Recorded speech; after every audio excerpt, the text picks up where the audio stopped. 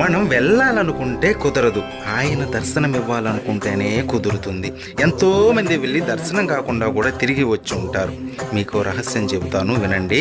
ఆయన మనకి దర్శనం ఇవ్వాలనే సూచనలు మనకి పంపుతాడు. ఎలా అంటే నిద్రపోతున్నప్పుడు కలలో కనపడడం, తరచూ శ్రీవారి గురించి విషయాలు మన చెవిన పడడం, లేదా ఎవరైనా తిరుమలకు పిలవడం. ఈ విధమైన సంకేతాలు కనబడితే వెంటనే బయలుదేరండి కొండకి. కానీ ఒక్క విషయం, అక్కడ మనం దర్శించుకునేది మామూలు విగ్రహం కాదు, సకల జగత్తును నడిపే శక్తి స్వరూపం, బ్రహ్మాది దేవతలు దర్శించుకునే విరాట్ స్వరూపం అది. విగ్రహ రూపంలో కనిపించి భ్రమింపజేసే శ్రీవారి రూపం అది.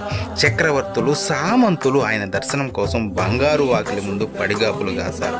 అటువంటి స్వామి దర్శనం పూర్వజన్మ సుకృతం. ఇలాంటి ఎన్నో వీడియోలు మన ఛానల్లో ఉన్నాయి. సబ్స్క్రైబ్ చేసుకుని వాటన్నిటినీ వినండి. శ్రీవారి దర్శనం మీరు ఎన్నిసార్లు చేసుకున్నారో కామెంట్ చేయండి. ఓం నమో వెంకటేశాయ.